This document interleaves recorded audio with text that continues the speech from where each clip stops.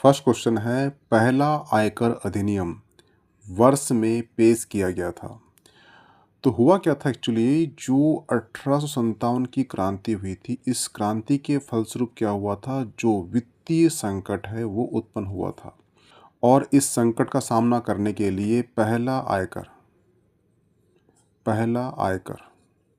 आयकर अधिनियम लाया गया। कब, कौन सा, 1860।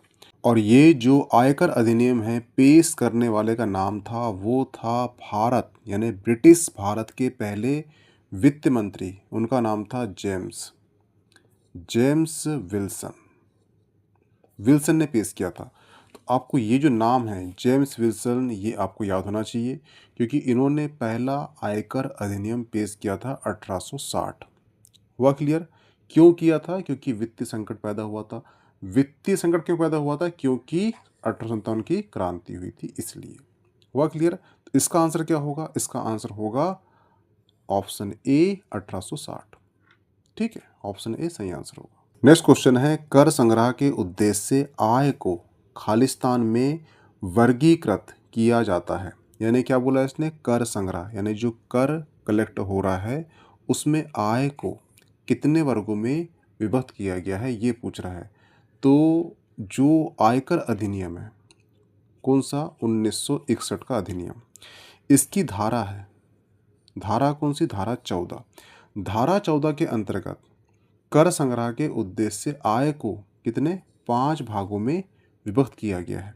कौन कौन से? एक है वेतन से आय, दूसरा गृह संपत्ति से आय, तीसरा व्यापार से आय, चौथा पूंजीगत आय, और जो पांचवा है वो है अन्य स्रोत।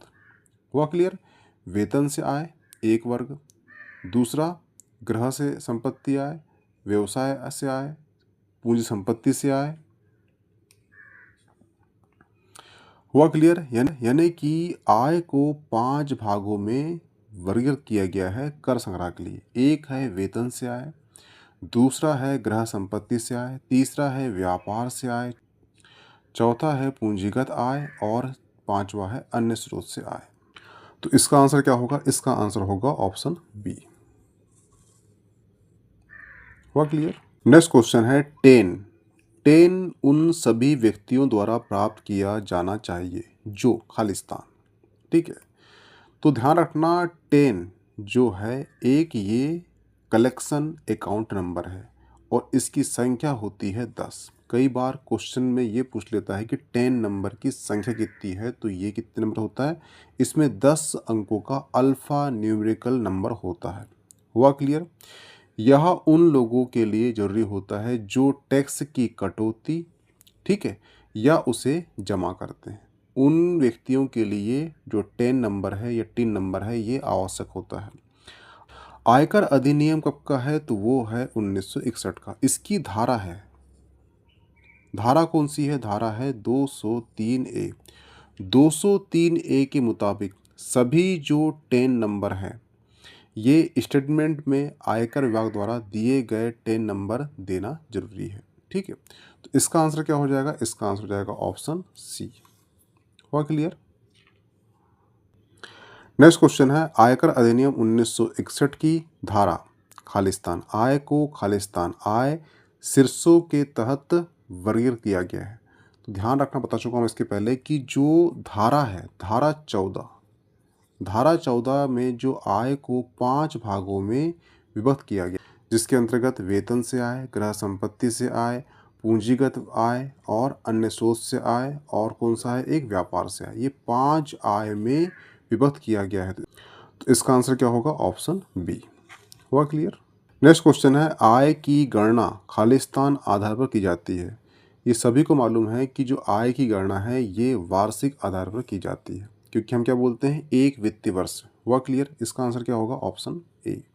नेक्स्ट क्वेश्चन है, यदि आप अपने नियुक्तों से बच्चों के लिए शिक्षा भत्ता प्राप्त कर रहे हैं तो अधिकतम खालिस्तान के लिए आप आयकर अधिनियम के तहत कर छूट का दावा करने के पात्र हैं।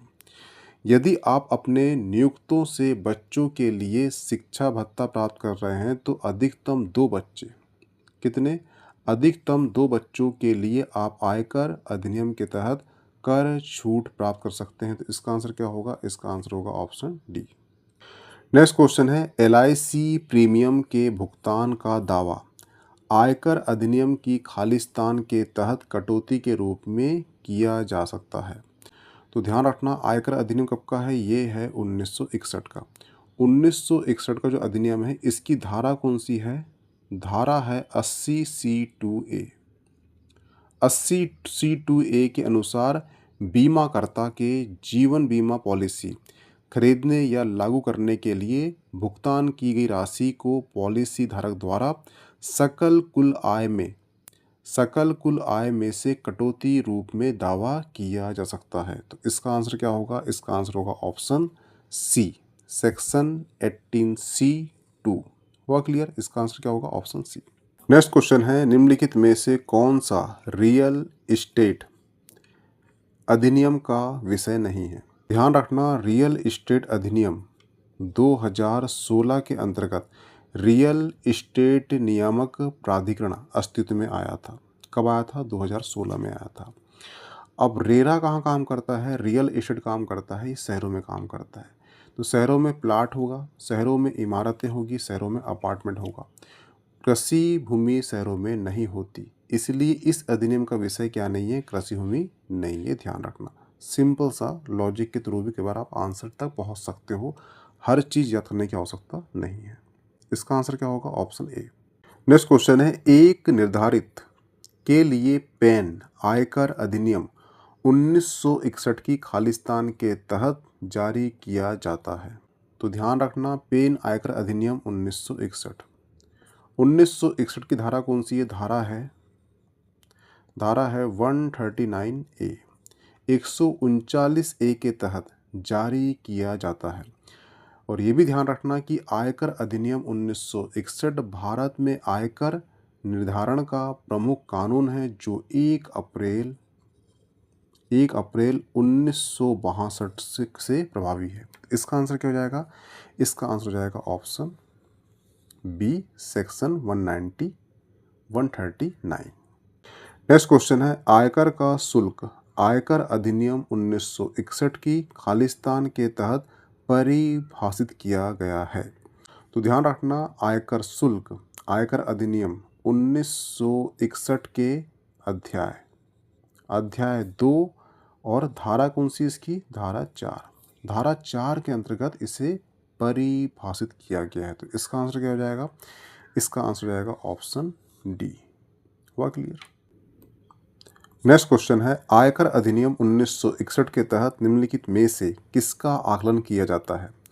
तो ध्यान रखना, आयकर अधिनियम कब का है? ये 1961 का है। 1961 के तहत व्यक्ति, स्थानीय प्राधिकरण, फार्म कंपनी का आकलन किया जाता है। तो एक स्थानीय प्राधिकरण भी होगा, फर्म भी होगा, कंपनी भी होगा, व्यक्ति होगा, इन सभी का आकलन किया जाता है। तो इसका आंसर क्या होगा? इसका आंसर हो जाएगा option C, A, B, C, D सभी होंगे। हुआ क्लियर?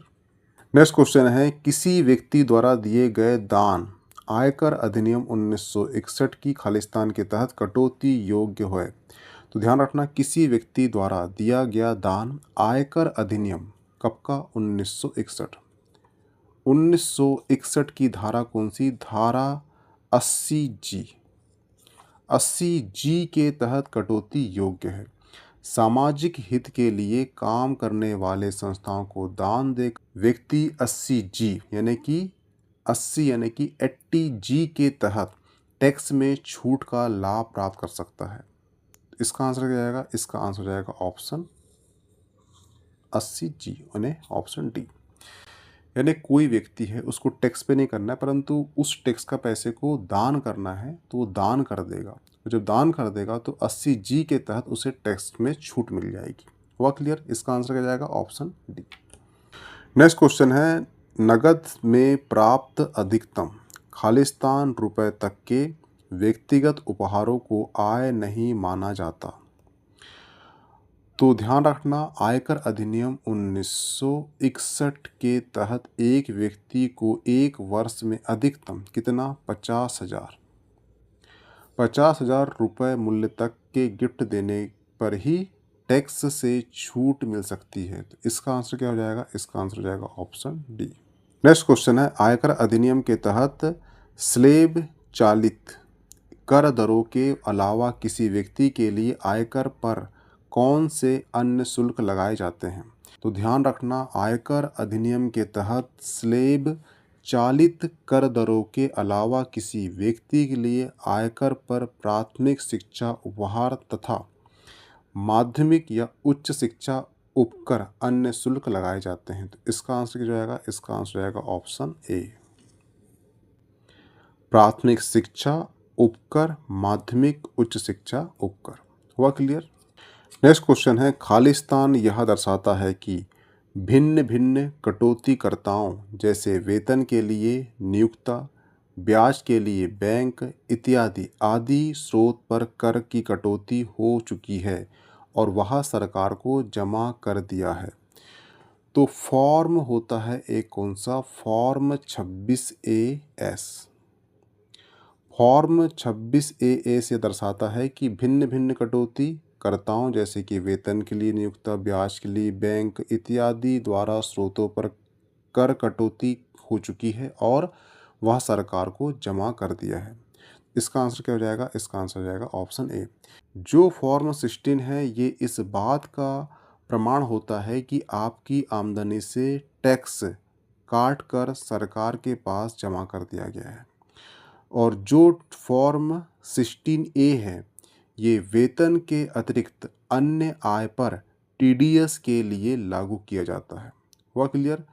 इसका आंसर क्या होगा? इसका आंसर हो जाएगा ऑप्शन ए। ये फॉर्म 16A, फॉर्म 16 ये दोनों भी आपको याद होना चाहिए। ठीक है। नेक्स्ट क्वेश्चन है, आयकर अधिनियम के तहत एक व्यक्ति वरिष्ठ नागरिक के रूप में अर्हता प्राप्त करने के लिए किसी व्यक्ति की आयु वर्ष से ऊपर होनी चाहिए। तो उसका आंसर है 80 वर्ष से ऊपर होना चाहिए। ठीक है, तभी उसे जो है वरिष्ठ व्यक्ति पर आयकर छूट कितनी मिल जाती है? 0 मिल जाती है। हुआ क्लियर? नेक्स्ट क्वेश्चन है, आयकर अधिनियम के अनुसार इनमें से कौन सी वित्तीय वर्ष 2016-17 के लिए आयकर के रूप में परिभाषित नहीं है? तो वित्तीय वर्ष 2016-17 के लिए आयकर के रूप में पिता से मिला नगद भेंट परिभाषित नहीं है। तो इसका आंसर क्या हो जाएगा? इसका आंसर हो जाएगा ऑप्शन बी, यानी कि ओनली सी। ठीक है, ये जो है परिभाषित नहीं है। ये क्वेश्चन को आप उतना ध्यान मत देना क्योंकि ये क्वेश्चन जो है UPSI की 2017 में आया था, यानी ये क्वेश्चन देखा जाए तो एक तरह से करंट का टॉपिक था। ठीक, तो ये क्वेश्चन करंट का था इसलिए उतना तनाव मत लेना इसका याद करने का। ठीक है। नेक्स्ट क्वेश्चन है, इनमें से कौन सा आयकर से जुड़ा नहीं है? तो ध्यान रखना, जो अनुच्छेद है आर्टिकल 80C, आर्टिकल 80C के अनुसार राज्यसभा के सदस्यों का निर्वाचन अनुपातिक प्रतिनिधित्व चुनाव प्रणाली के अनुसार एकल संक्रमित चुनाव मत पद्धति के आधार पर होता है। तो इसका संबंध जो है आयकर से नहीं है। हुआ क्लियर? इसका आंसर क्या हो जाएगा? Option D. नेक्स्ट क्वेश्चन है, आयकर अधिनियम के खालिस्तान एक प्रमाण पत्र है जो नियोक्ता अपने कर्मचारी को देता है। यह प्रमाणित करता है कि नियोक्ता द्वारा कर्मचारी के वेतन से काटे गए कर की राशि प्रमाणित करता है। तो इसका आंसर क्या हो जाएगा? इसका आंसर हो जाएगा ऑप्शन ए, फॉर्म 16। बताया था मैंने, ये क्वेश्चन आता है। फॉर्म 16 नियोक्ता द्वारा अपने कर्मचारी को दिया गया एक आयकर अधिनियम प्रमाण पत्र है जो नियोक्ता द्वारा कर्मचारी के वेतन से काटे गए कर की राशि को प्रमाणित करता है। ऑप्शन ए सही होगा, फॉर्म 16। नेक्स्ट क्वेश्चन है, आयकर अधिनियम के अनुसार निम्नलिखित में से कौन सी एक व्यक्ति की आवासीय स्थिति नहीं है? तो ध्यान रखना, आयकर अधिनियम के अनुसार एक व्यक्ति की आवासीय स्थिति नहीं है, वो है अनिवासी, लेकिन सामान्यतः अनिवासीय नहीं है। तो इसका आंसर क्या हो जाएगा? इसका आंसर हो जाएगा ऑप्शन बी। और बाकी जो तीनों ऑप्शन हैं, ठीक है, ये विकल्प जो है आयकर अधिनियम के अनुसार सही है। और यहाँ पूछा है कौन सी स्थिति नहीं है पूछा है। ठीक है, ऑप्शन बी सही होगा इसका। नेक्स्ट क्वेश्चन है, आयकर कानून के तहत एक निवासी व्यक्ति को पूरे वर्ष के दौरान भारत में निवासी आमतौर पर निवासी तब माना जाएगा अगर वह निम्नलिखित में से किसी एक या अधिक शर्तों को पूरा करता है। तो जो शर्त एक है वह है कि वह संबंधित वर्षों से तत्काल पहले 10 वर्षों में से कम 2 साल भारत में रहा हो। दूसरी शर्त है, संबंधित वर्षों से तत्काल पहले 7 वर्षों के दौरान भारत में उसका प्रवास 730 दिनों या उससे अधिक के लिए रहा हो। तो ये दोनों शर्तें अप्लाई करती है, तो इसका आंसर क्या हो जाएगा? इसका आंसर हो जाएगा ऑप्शन ए, पी और क्यू। नेक्स्ट क्वेश्चन है, आयकर अधिनियम के तहत किसी कंपनी का कोई भी अंतर्राष्ट्रीय लेन देन नहीं होता, इसके लिए रिटर्न जमा करने की नियत तारीख कौन सी है? तो ध्यान रखना, आयकर अधिनियम 1961 के अंतर्गत जिस कंपनी का कोई भी अंतर्राष्ट्रीय लेन देन नहीं होता उसके लिए रिटर्न जमा करने की तारीख कौन सी है? तो वो है 31 जुलाई। ऑप्शन ए सही हो जाएगा। हुआ क्लियर? नेक्स्ट क्वेश्चन है, आयकर अधिनियम के अंतर्गत इनमें से कौन एक आय का स्रोत नहीं है? तो ध्यान रखना, 1961 की धारा कौन सी है? धारा 14 में 5 प्रकार की आय बताई गई है। ठीक है, एक है वेतन से आय, दूसरा है गृह संपत्ति से आय, तीसरा है अन्य स्रोत से आय, चौथा है पूंजीगत आय और पांचवा है व्यापार से आय। ये 5 प्रकार की आय के बारे में बताया गया। ठीक है, कहीं पर भी कृषि से आय का उल्लेख नहीं किया गया, यानी कि कृषि से होने वाली आय क्या होती है? कर मुक्त होती है। सिंपल सी लॉजिक ये है इसका, यानी कृषि से जो आय होती है कर मुक्त होती है। सिंपल सी लॉजिक ये। इसका आंसर क्या जाएगा? Option B. नेक्स्ट क्वेश्चन है, निम्नलिखित में से कौन सी आयकर की गणना के लिए कुल आय में कटौती नहीं है? तो ध्यान रखना, व्यक्तिगत ऋण पर ब्याज आयकर की गणना के लिए आय में कटौती नहीं है। बाकी ये भी है, ये भी है, ये भी है, परंतु ऑप्शन ए बिल्कुल नहीं है। हुआ क्लियर? नेक्स्ट क्वेश्चन है, निम्नलिखित में से कौन सा भारतीय अर्थमितीय संस्था के लक्ष्य हैं? तो ध्यान रखना, जो भारतीय अर्थमिती संस्था का लक्ष्य है TIES की मात्रात्मक अर्थशास्त्र पत्रिका की वित्तीय सहायता प्रदान करना तथा भारतीय विद्वानों द्वारा भारत में अर्थमिति पर तैयार की गई सर्वोत्तम पुस्तक के लिए पारितोषिक और पुरस्कार स्थापित करना, जबकि निर्यात और आयात दोनों से जुड़ी बुनियादी ढांचों को विकसित करने का कार्य RBI संचालन करता है। इसलिए केवल यहाँ पर ऑप्शन ए और ऑप्शन 3 जो है ये बिल्कुल सही होंगे। ठीक है, इसका आंसर क्या जाएगा? इसका आंसर जाएगा ऑप्शन डी। नेक्स्ट क्वेश्चन है, व्यक्तिगत कर निर्धारण के लिए घर की संपत्ति से आय के बारे में निम्नलिखित में से कौन सा कथन सत्य है? पी और क्यू यहाँ पे कथन दिया है। पी कहता है कि यदि कोई घर किराए पर नहीं दिया गया है या खुद के कब्जे में नहीं है तो उस पर वह कर लगाया जाएगा, जो तब लगाया जाएगा जब संपत्ति को किराए पर दे दिया गया होता है। तो ये भी सही है। कथन क्यों कहता है कि मालिक जिस वर्ष वास्तव में बकाया भरता है वह उस वित्तीय वर्ष के लिए घर कर के बकाये के लिए कटौती का दावा कर सकता है। तो ऑप्शन ए भी सही है। इसका आंसर क्या होगा? ऑप्शन बी, पी और क्यू। हुआ क्लियर? तो यहाँ पे आपका जो UPSI के अंतर्गत जो आयकर अधिनियम संबंधी जो PYQ थे समाप्त होते हैं। इसकी PDF आपको मिल जाएगी मीमांसा एकेडमी के टेलीग्राम में। मिलते हैं नेक्स्ट टॉपिक में। Okay, thanks.